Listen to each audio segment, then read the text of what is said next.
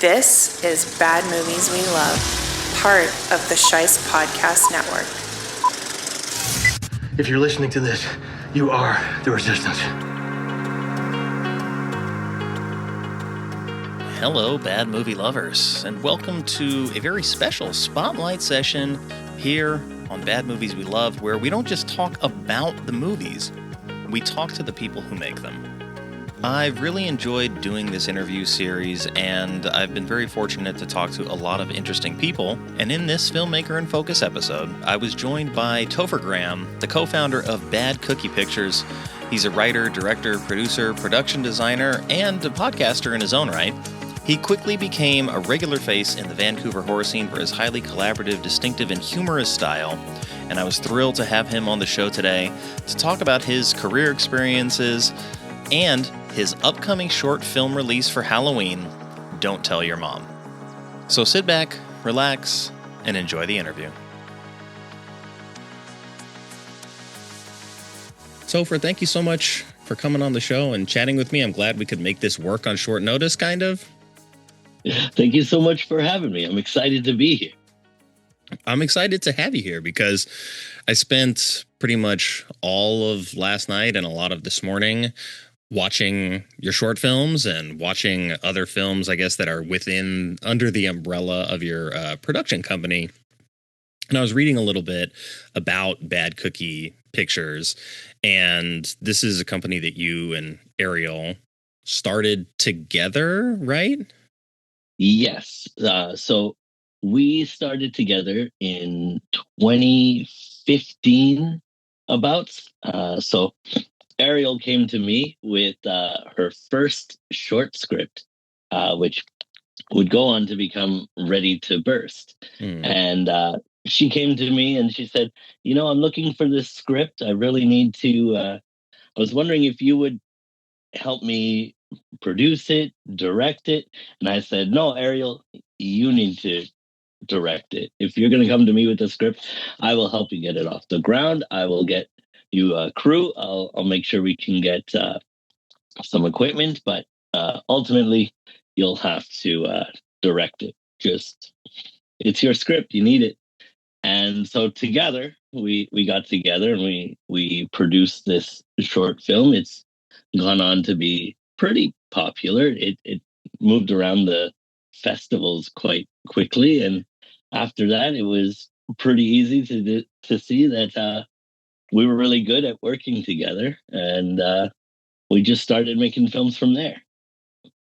Oh, that's awesome. And for people that are listening, this is Ariel Hansen, director. She acts in a lot of the films as well. So did you know her before 2015, or was that your first interaction, was her coming to you with the script?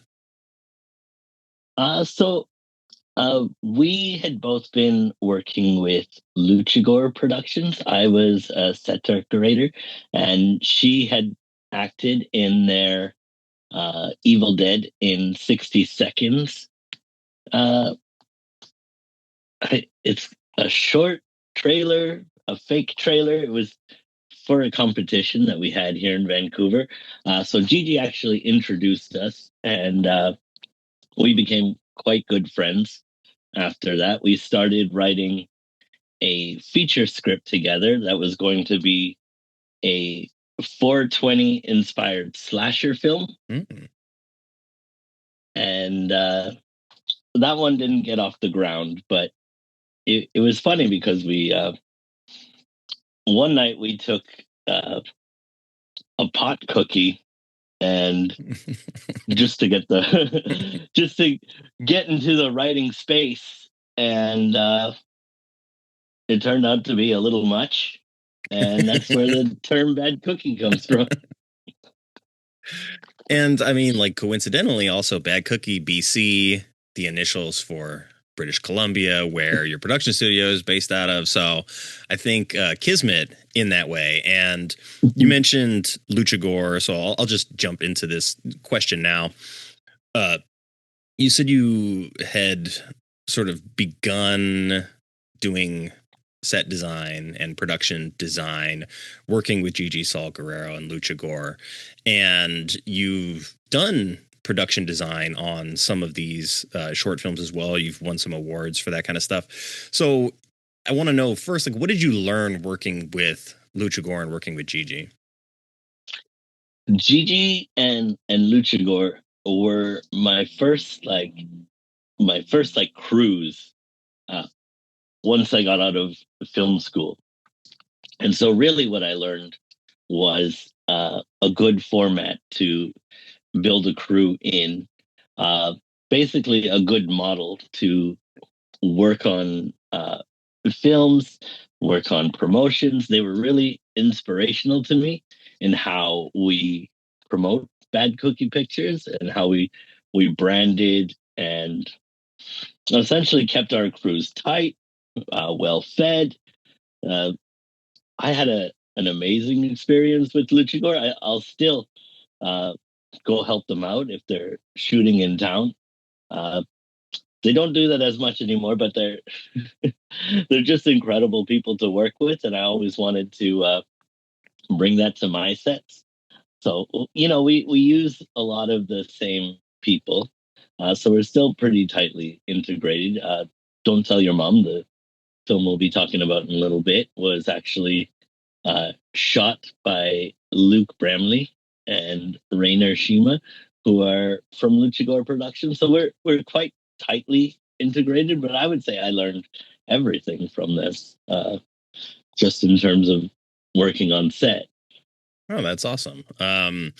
When you think of sort of what you do with production design and what you were doing and what you do in terms of like writing and directing, what are some of like the big creative differences between approaching a film to do just the sort of production design stuff and then approaching the film to really write, direct, and sort of have more creative control? I would say, um, when I'm doing production design, I really, it's like playing. I kind of try to get into the character's head. So I pick up stuff that I think represents them really well, and I focus on this specific area. And I really like to get my hands dirty. I like to jump in. I like to hang stuff from the walls and really get into the mindset of what's going on, because I'm presenting the look of the film. Yeah. And I think the ironic thing is when I'm directing, I kind of let go of that. I try to let go of the control so that the production designer can come in and really take on that kind of work. And the way I see it when I'm directing is I'm building a stage and inviting people to perform on it. And so I like to make sure that I have the people who I know are good to work with, who I know will understand my kind of vision and will actually like bring on the best ideas in those departments that I'm directing. So I like to give a lot of flexibility because I believe the collaborative experience is the best part of filmmaking. Yeah, that's a wonderful way to look at it. And a lot of the other filmmakers that I've spoken to as well have spoken to that same notion that it is the sort of collaboration that makes it what it is. And I was going to sort of ask you about like the difficulty in maybe letting go of some of the production design work when you take on the director's chair, so to speak. But I'm glad that it's a smooth transition for you. But you also act. You're in front of the camera several times in several of these short films, also in Weird Woods in that series. So when you have to not only like be in front of the camera, but also sort of direct yourself in those situations, like how do you go into that? Acting. So acting for me is not one of my first passions. I don't approach it like a lot of the actors that I work with, but I will take on characters that are essentially caricatures of myself. So I do like to just kind of overemphasize um, my own characteristics. And when it comes to like directing myself, a lot of that is asking people around me if it works, uh, watching over clips and seeing if I can get a laugh reaction in myself. If that works, then I've done my job. But essentially, it's just a little bit of like jump into it, tumble around, and and go as far as I can go. And just knowing that the character is supposed to be a big version of me. Well, it seems like you've had a lot of fun. It seems like everybody on all of the projects is having a lot of fun from the way it looks. So I think there's definitely like, I don't know, not something in the water, but you know what I mean? Like there's a good energy that is there at Bad Cookie. And you also have a podcast as well. So you're not a stranger to this format, and you do that with Ariel. So where did that come from? Because that leans into like what I see here described as true-ish crime kind of stories. And I listened to Yeah. a couple, and I listened to the most recent one, and that sort of turned the corner into like a more scripted kind of radio drama environment, which I thought was pretty cool.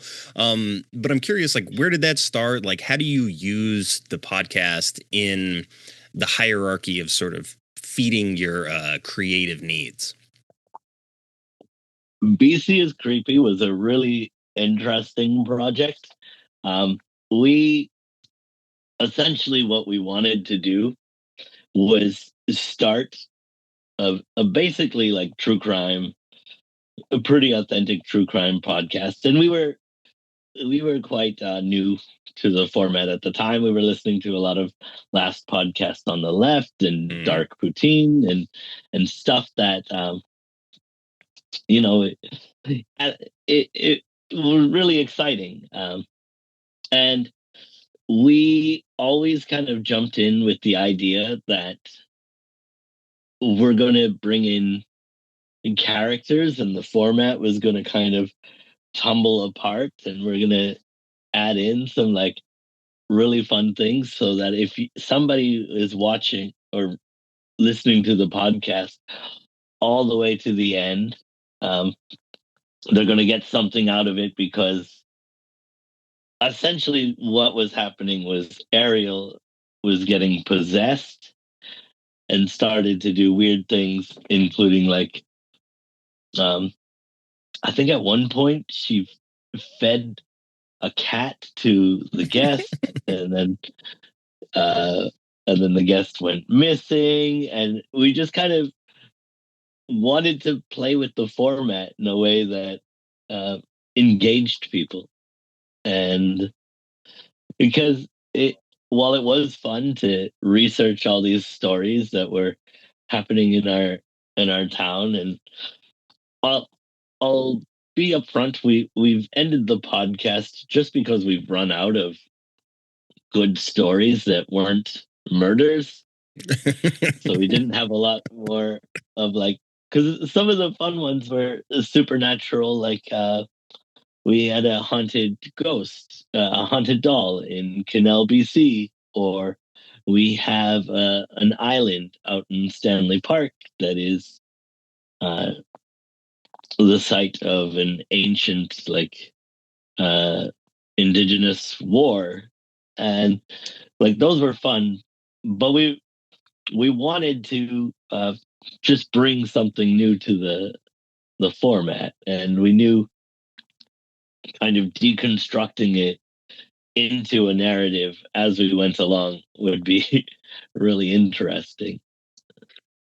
And I see maybe some of that similar energy sort of carried over to Weird Woods, where you're doing short reviews of other like horror shorts, which I think is really cool, by the way, because I feel like short films kind of get sort of maybe like categorized as like lesser than when it comes to filmmaking. But, you know, most of the time when I talk to people about short films, there's like maybe a misunderstanding in that it only exists as sort of like a proof of concept or something like that. But it is its own substantial art form within filmmaking. And most of the time at the end of the year, when I start watching a bunch of shorts to like catch up on stuff that I missed throughout the year, they end up being some of my favorite films throughout the year. So having the vehicle to, you know, showcase the work of others and to like also kind of do it in a way where you're having some fun discourse and also you're scripting something. It seems like that was maybe like the natural evolution of the podcast. Is that kind of what happened? Kind of. Weird Woods came about because we had been approached for this television series on college TV in Seattle called the Halloween Horror Hour. And they said, hey, we see you're doing short film reviews on TikTok. I was wondering if you'd want to create some segments for our TV show. You know, 2 minutes per episode, but you can do it however you want. We'll throw it in. And I looked at that and I said, yes, absolutely. I had already been doing short film reviews for the TikTok just as a kind of way to engage with our audience and bring more people on. But also because I've been working in short films for the good part of probably 14 or 15 years now, I I believe that as a filmmaker, short films are just incredible to make, and some of my best work, of course. But I do feel like if there is a good medium or place where people can go and watch just horror short films, it would become like a really good. Uh, I think people just need a proper platform to view them on, if that makes any sense. No, it does. I was talking to another filmmaker who's been making short films and is developing a feature, and he was like, "There's not a lot of sort of investment in that, sort of from the streaming front. Like each streamer maybe has some. I know like Hulu does Huluween, and they have sometimes like 3 to 8 minute type runs of short horror films, and Netflix occasionally buys some, and you'll see some there. But I mean, even that is like that's Wes Anderson, David Lynch type of stuff, like kind of like big name brand short films.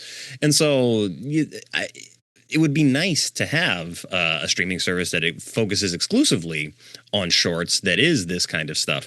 And I mean, I feel like we'll probably get there one day because I think there's going to be enough interest in that. But kind of YouTube maybe fills the gap for people between the fans looking for short horror content or short film content of any kind, and then people that are like readily making it. And then even in film festivals, it maybe short specific film festivals, maybe begin to get a little bit of momentum in the coming years.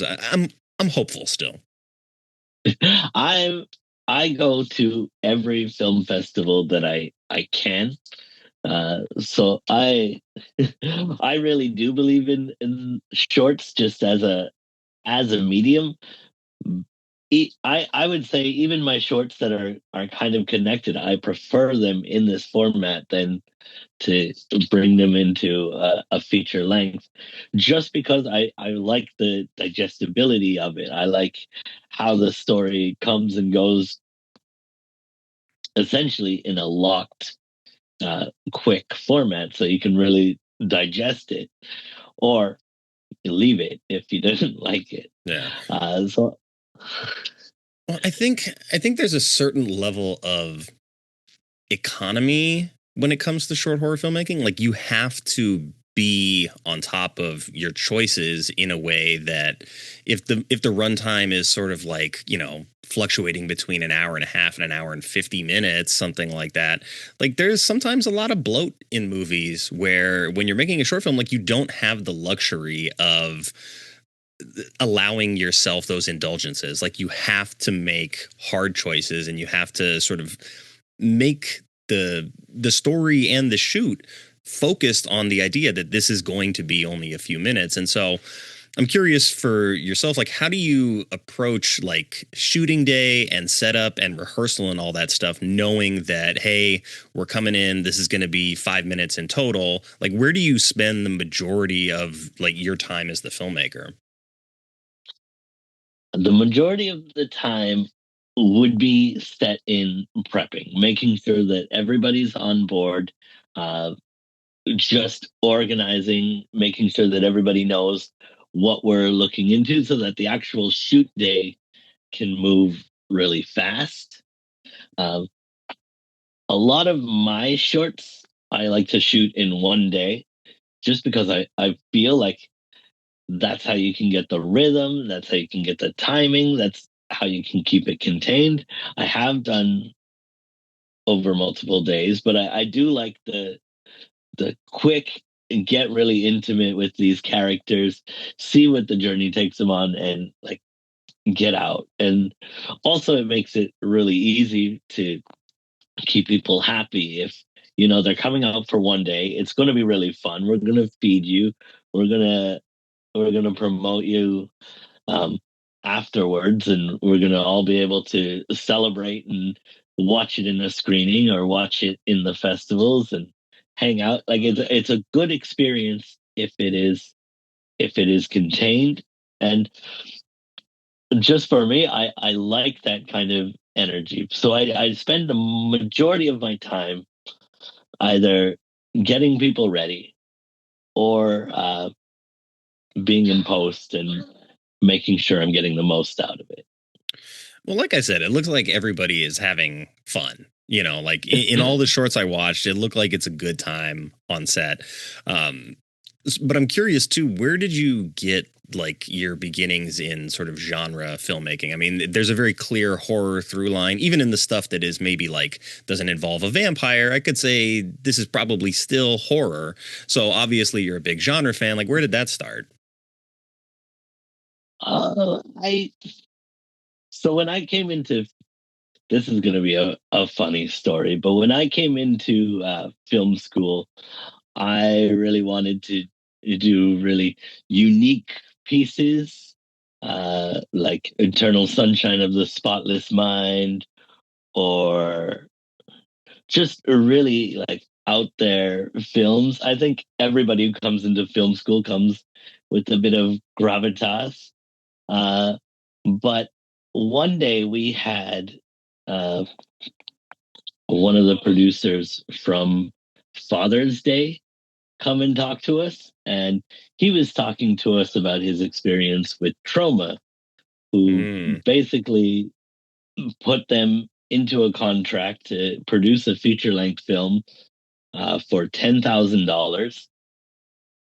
And it needed a car stunt and it needed a fire stunt. And already it's like, well, you're using volunteers, you're shooting on the weekends, but maybe you're going to get something like really big. And so at that point, I was like, well, I should watch one of these trauma films and kind of see what the fuss is.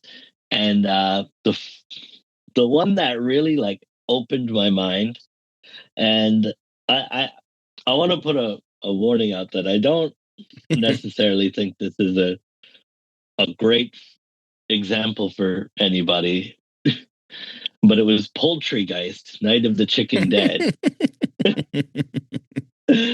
And I watched this and it's all of a sudden clicked in my mind. You don't need to make great art. You don't need to win the Oscars. Sometimes the goal should be entertainment and just being like fun and making sure that like your audience is having a good time versus being you know intellectually engaged. Yeah, well, I mean, I think there's enough oxygen in the atmosphere for both. You can have stuff that is very sort of engaging in like in an emotional way or in a spiritual way, and you can have stuff like Poultrygeist where it's just super fun to watch. And in watching all of the shorts that I did in preparation for this interview, I think there's a very clear sense of humor that is present in everything. So first, I want to ask you, like, where did you develop your sense of humor? Like, did this come from sort of like as a child, like you always kind of had this, or is this something that you had like very specific influences for? Because even though these are all for the most part horror shorts, they take the time to actually like set up some really funny jokes. Well, maybe I'm just a funny guy.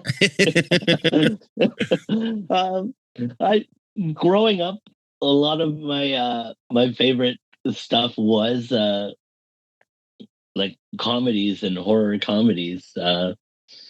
Robin Williams was a huge influence to me, just as a person.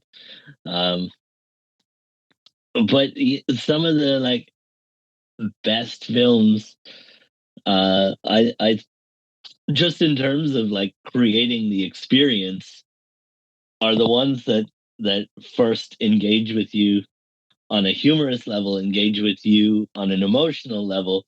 But I do feel that the entirety of the experience is the goal. And I feel that humor kind of invites people to participate and come in first, and maybe like lets them put their guard down a little bit, kind of invites them to uh, open up their minds and come on board that this is going to be not just a short experience or a scary experience, but it's going to be uh, a good experience for everybody involved. And I, like you said, it does seem like we're having a lot of fun on set. We definitely are. I think that's one of the goals, is that if you're having fun on set, it carries across into the film and makes it a good experience uh, to watch as much as it is to make. I mean, that's really cool.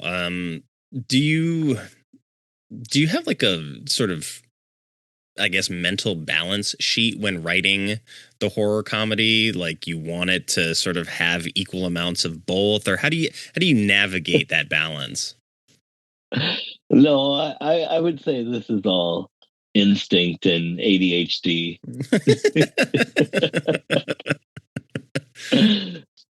Hey, Yeah, I mean, look, if just a if it bit of works, it time. works. Yeah. So I watched a lot of these shorts, and so I'm curious in terms of just like chronological order. I see Paint the Town Red, Topher Stoner Corner, The Devil and I, uh, Tune In for Murder, and Don't Tell Your Mom. So, in which order did that happen?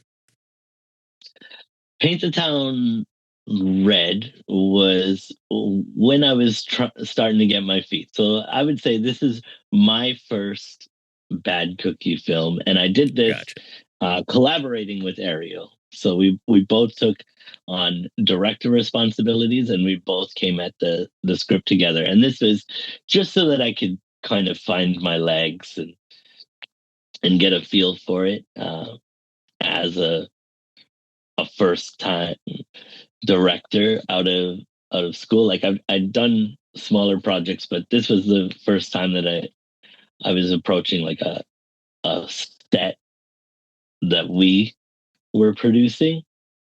So Paint the Town Red was the first, and uh, after Paint the Town Red, we were crowdfunding to get the Bad Cookie combo, which is Nepenthes and The Devil and I, funded. So we were doing something to fund them both together uh, on Indiegogo, which at the time was quite a popular thing to do.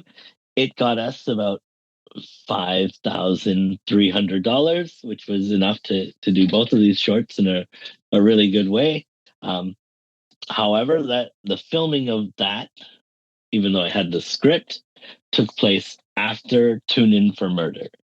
So Tune In for Murder would have been my first solo short. And Tune In for Murder, by the way, is a really unique piece because it is a virtual reality film. It is essentially, I put the 360-degree camera on a mannequin who was the dead body. And the premise of the short is it's a locked room murder mystery of 1940s television.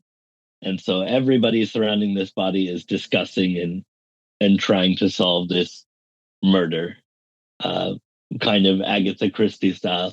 And it's a unique piece because you have to decide where you're going to watch it from.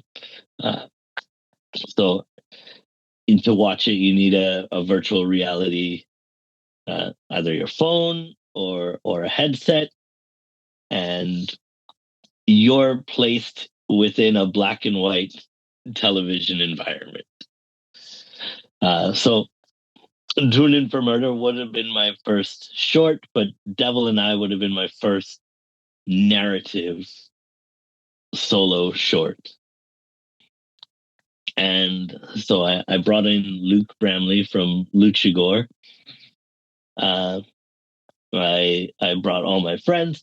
And it's probably my most serious short, but it is a period piece taking place in 1800s, pre-Canada, essentially one of the fur trading forts.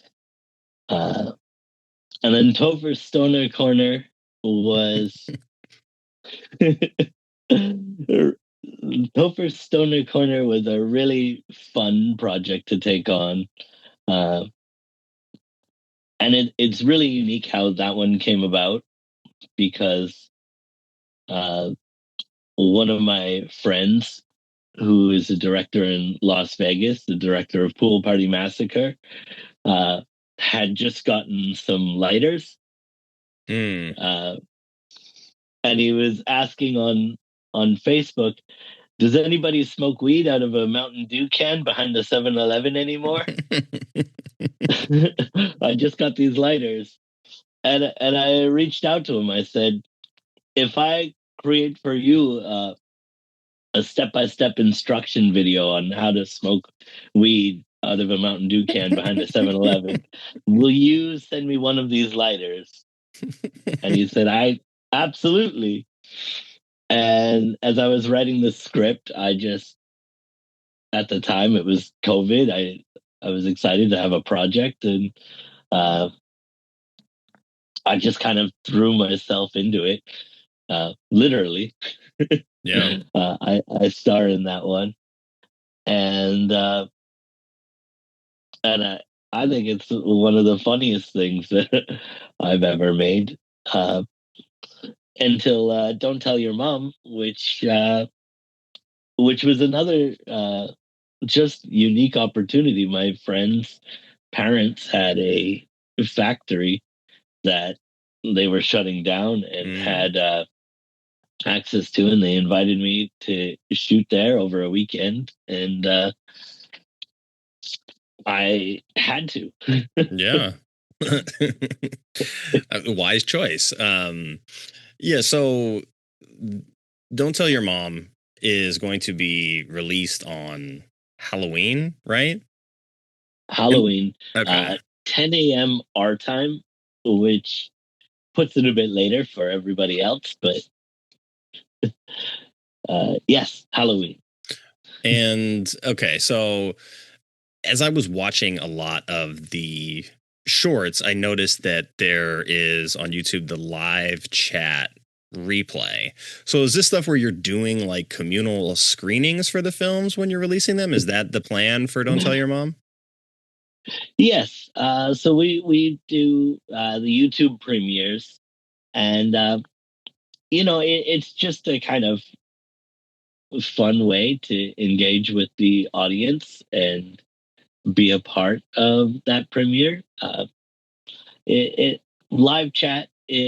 a good way to just see what everybody's thinking of it at the time and encouraging them to speak up. Um, Typically, we'll see about 5 or 6 people, not a lot of people, and the views will grow over time. But I do find the experience just fun, uh, in that inviting people to come aboard and share their thoughts as the film is screening allows me to kind of see what's working and what doesn't. Yeah, that's a sort of very like direct feedback method there. And so I'll ask you a couple things about this before we talk a little bit more about Don't Tell Your Mom specifically. But um, how do you typically, I guess, measure your own progress? Like, do you have the people within the production company that talk about the things that they liked to do the most and you sort of lean into that? Because, like, this is all a big collaborative thing where you're helping other people make their movies, they're helping you make yours. So, do you have like big roundtable discussions where you talk about like your goals for the future, or yeah, like how do you chart your progress and getting from the most recent project to the next project? So me and Ariel are very collaborative in what we do for Bad Cookie Pictures. Um, if she's got a project, she pitches it to me and Jordan. Jordan is our camera or editor often. Uh, and if I got a project, like we have a big Discord group where we will collaborate all together, talk about our projects, talk about our pitches, make sure that everything is on board. Uh, this is how we organize our shoots, how we discuss ideas. So it is very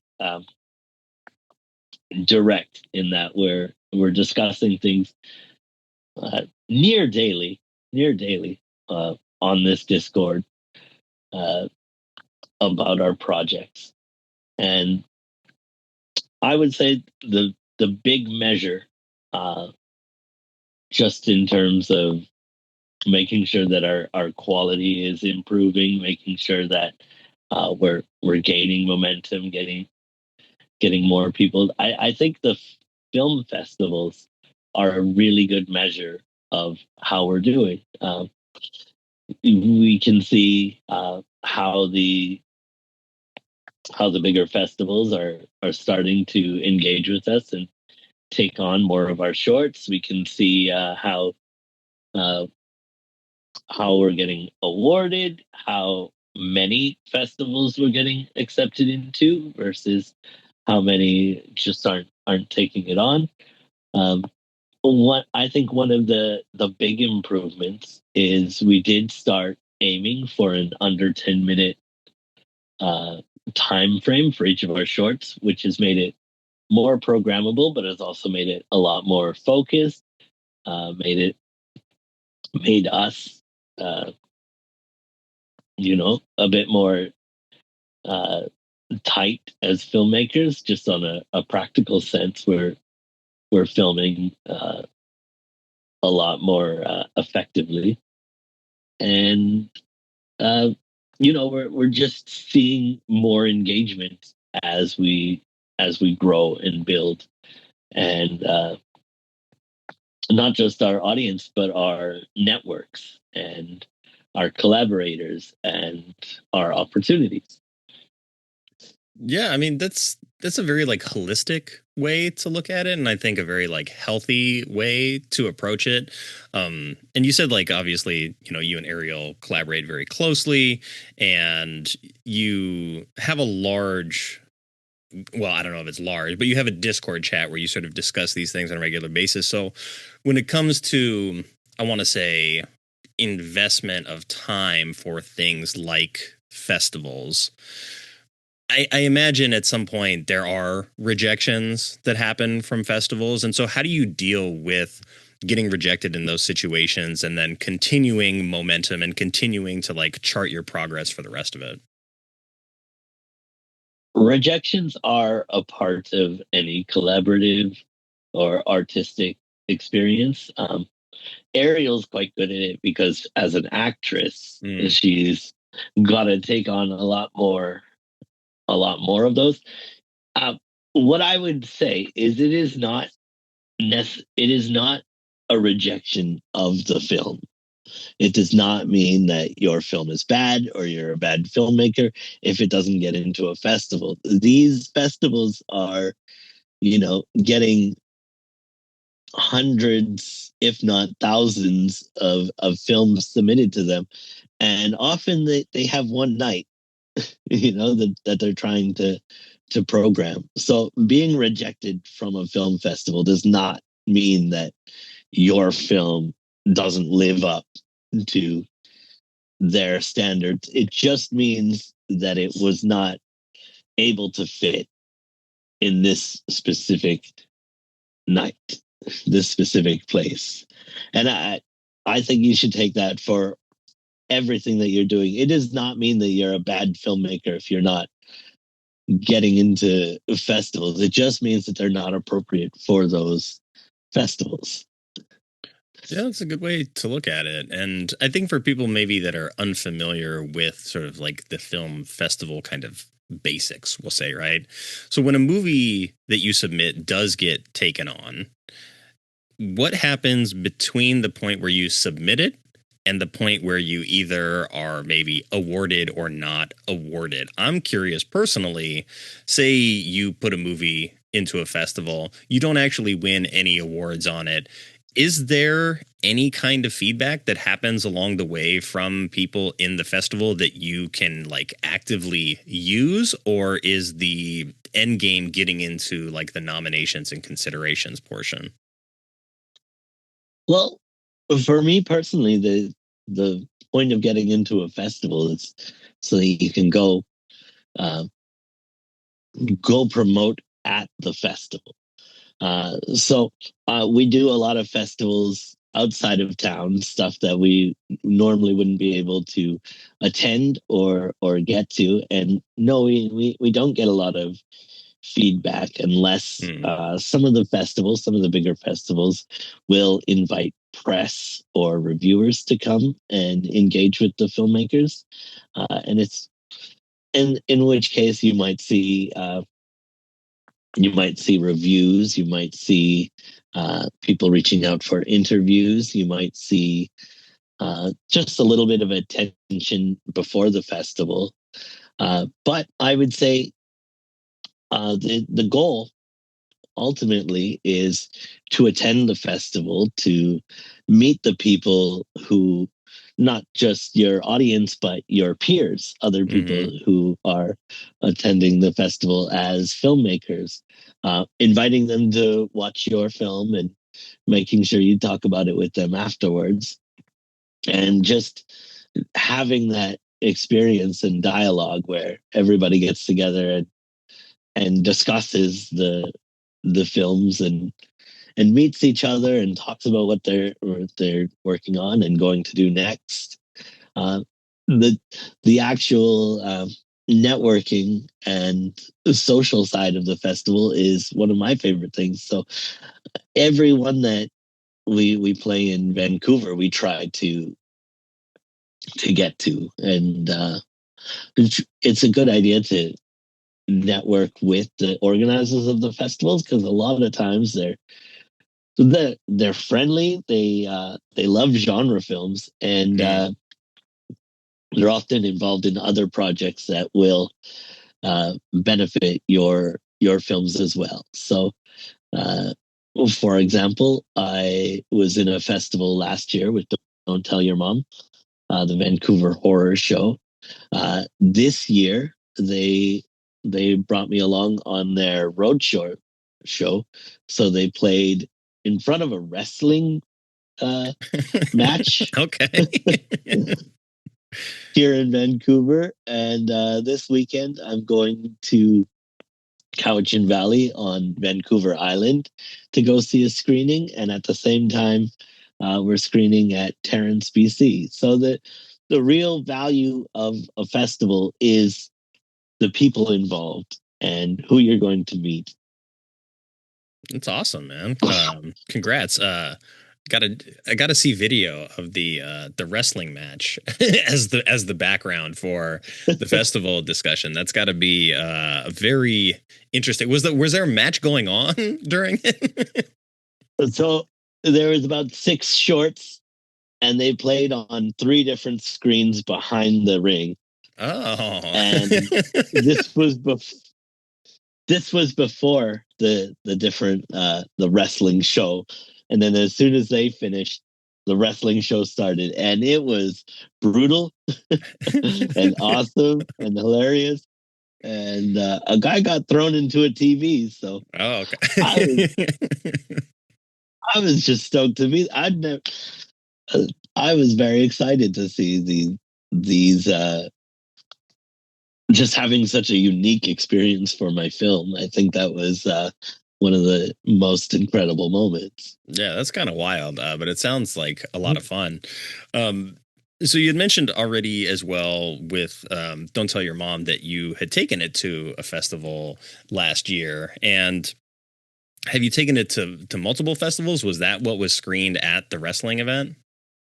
Yes, Don't Tell Okay. Your Mom is our latest festival film.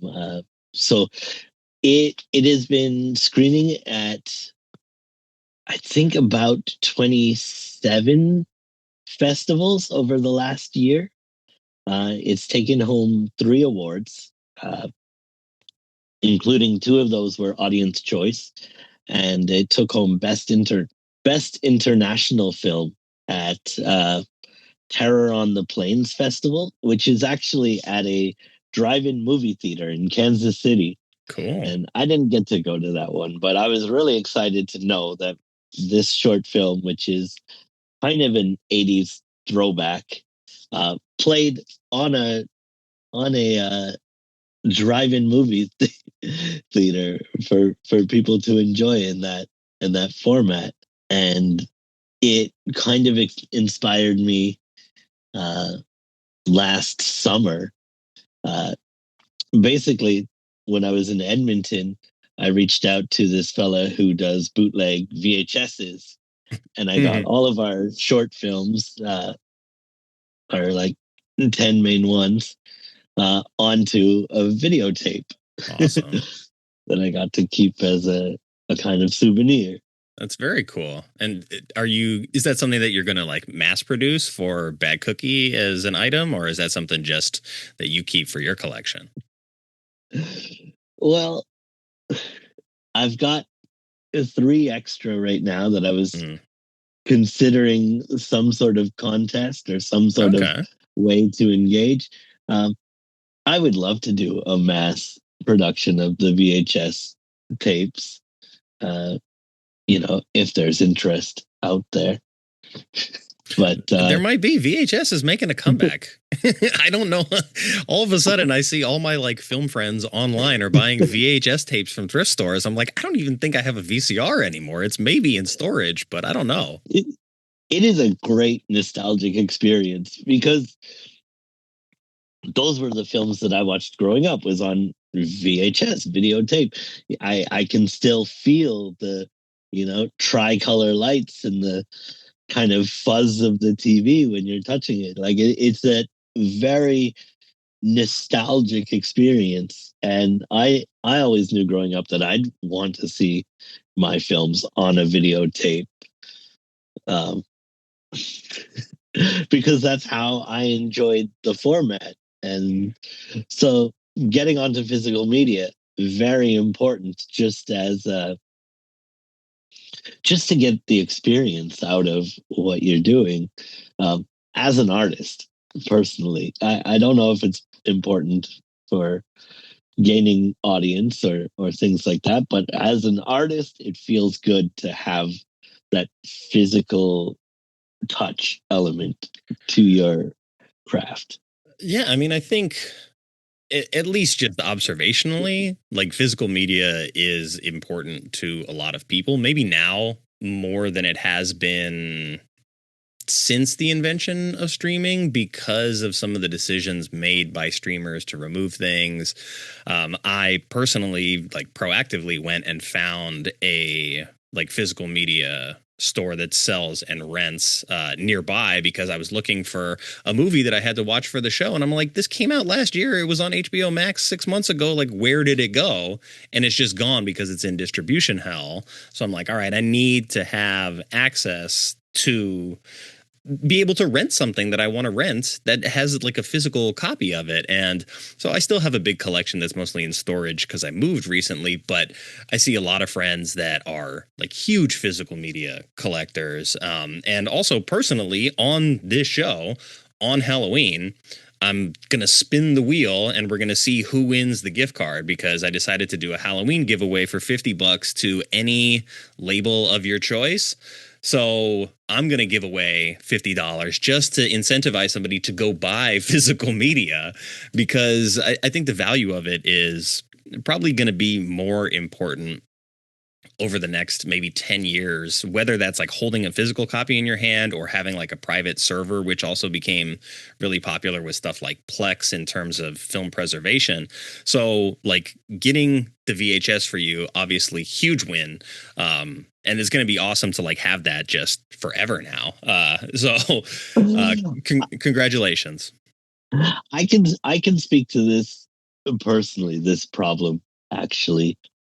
Um, when I was one of the series that I worked on with Gigi Salguero was called La Quinceañera, and this one was for Warner Brothers, and they had created a short series format streaming service, and I can't for the life of me remember what it was called.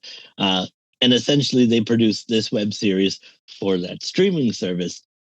The streaming service lasted maybe 6 months, if that.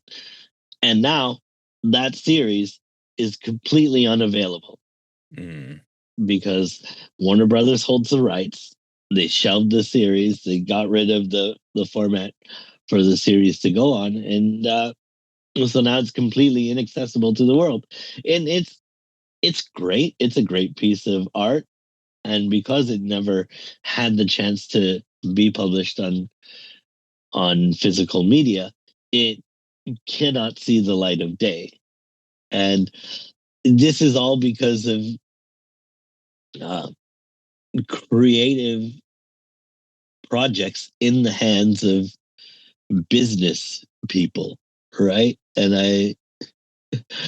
it sucks because the bigger projects that get that kind of funding and abilities now have to live at the whims of these uncreative business people.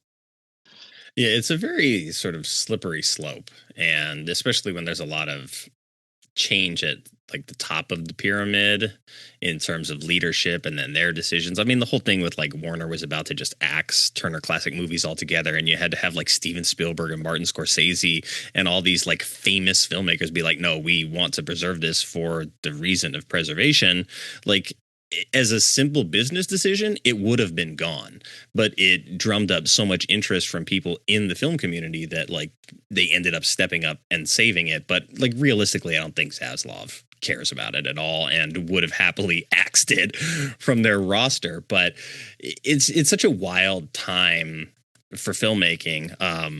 But I think it's a great time for filmmaking also for like you can make a movie probably more easy than you ever could before because of things like digital and the improvement in phone cameras and just the ability to shoot something very quickly and put it together, like something like YouTube exists where you can get a film out. And you've made a lot of these. When by the time I got to Don't Tell Your Mom, I saved it for last after all of the other ones I watched because I was like, well, this is the one that's coming out. I assume it's the newest, but I didn't actually like see the date. I want to say that I feel like it is the like most polished of the shorts that I watched. Like it looks probably the best in terms of like how it's lit. I love the environment that it takes place in. I think honestly, like your music supervision on all your movies is really good, but I like that this tonally feels, like you said, very sort of like 80s. It's like the synthiness of it is very cool. It's something that I like. I talked to a Toronto-based filmmaker who made Going In, and that was all sort of made in the 80s, but not to pilfer like typical 80s stuff. It was made to embody the flavor of a film that was made in the 80s, and it's very cool in that way. And again, like the music plays a huge role in that. So when you look at Don't Tell Your Mom and you see the kind of sort of like humor that's in place in it, I think is very sort of like tongue in cheek, but it is smart. I like that it's sort of framed as a drug deal kind of situation with this blood. I love the subtlety of like he whips out this is vampire gold. It's so specific, and it's such like it's so shiny. Like this is not like currency that you would use every day. But in putting all of that together, you obviously had an environment to film in that you knew you had a limited amount of time. So you started with the location, which seems like an odd approach, but a very interesting exercise in writing something specifically to the location you have. So, like, how did development start with that? Oh, it was incredible. Like, you're right in saying "Don't Tell Your Mom" is my most polished and uh, probably my best made film, and I'm really excited to share it with everybody this Halloween. But it did start with my friends telling me that we have a factory is shutting down and come out and film, come out and look at it, really. Uh, and the funny thing about this factory is uh, a few years prior, I had worked in a factory that was in the same uh, complex, uh, and I was actually working in that factory in the same complex for about 3 years, and so that environment really stuck a personal chord with me uh, because it was such a familiar experience, and so as I was imagining this, I was imagining my own time in a kind of backyard. Um, I don't want to say like underground environment, but it was kind of like, people in a small business coming together, working together, almost like a family. And I drew a lot from just that feeling and that emotion of being playful and being a little bit back and forth, having a like the banter is what gets you through the day, right? Uh, and I think that really carries across into Don't Tell Your Mom, in that the characters are the important part more so than the premise or the vampires that come in, and the vampires are just kind of a normal thing that uh, take place in the world. And this is kind of my approach in general to bad cookie films, is that it's a world where vampires, monsters, ghosts, Satanists, demons might exist, and you just kind of, it's still kind of normal. I like that. There was a show called The Valley that was like cops, but it took place in the San Fernando Valley near where I live, and it was just like, yeah, werewolves and stuff is like normal. And Wellington Paranormal as well, and What We Do in the Shadows, Yeah. like that. I think there's a, because we all know the lore. We've seen vampires uh, over and over and over again, and it ignites a kind of nostalgia because growing up, maybe you watched Alvin and the Chipmunks Meet Frankenstein, or You might have watched Scooby Doo.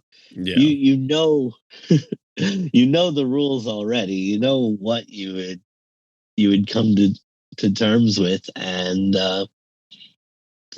it's just a fun place to be in.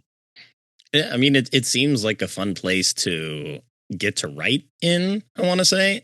And I want to ask you a little bit about Jesse, too, who plays the lead in the film, because he's so good in this. Where did you know Jesse from? How did you get him?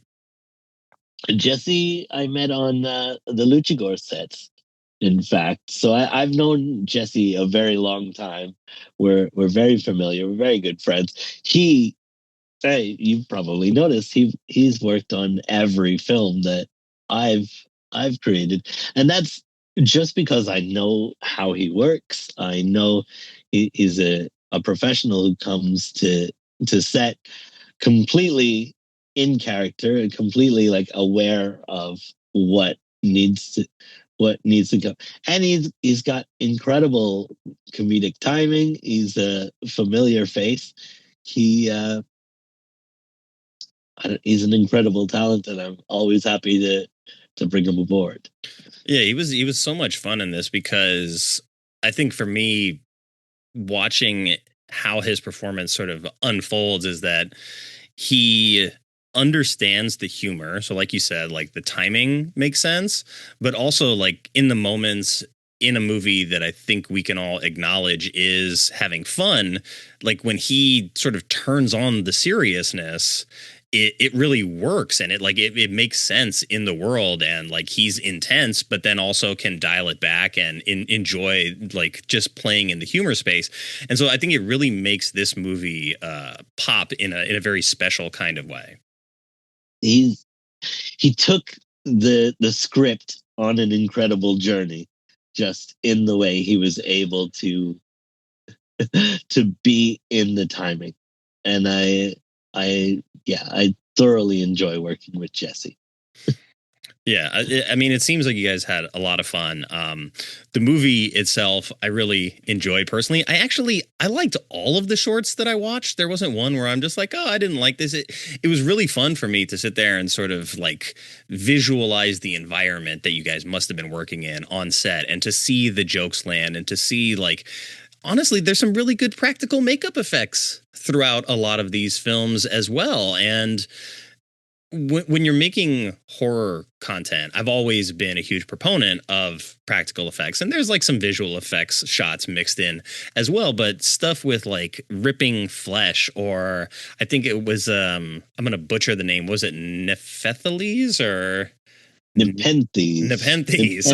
Yes. So even in that, like that's a very gooey project where I think there's a scene where she reaches for the doorknob at the end, and it's like the flesh on the inside of her hand sloshes off, and I just found myself like, ugh. It caught me off guard, even though the rest of the movie was already gooey at that point. So I think you're doing some really good, interesting, funny work. And I wish you great success in the future. Is there anything that you wanted to tell the audience about the movie and the premiere on Halloween?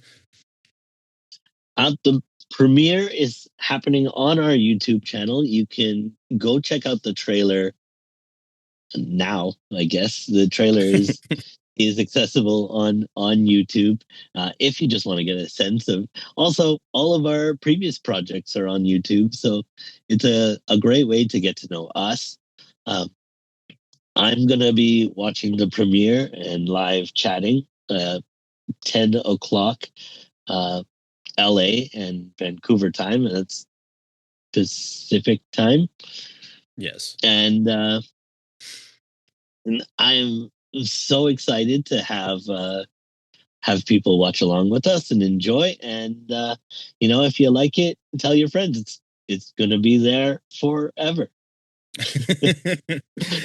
Well, this has been a real pleasure to sit down and chat with you. I really appreciate your time. I'm glad that we could make this work on short notice.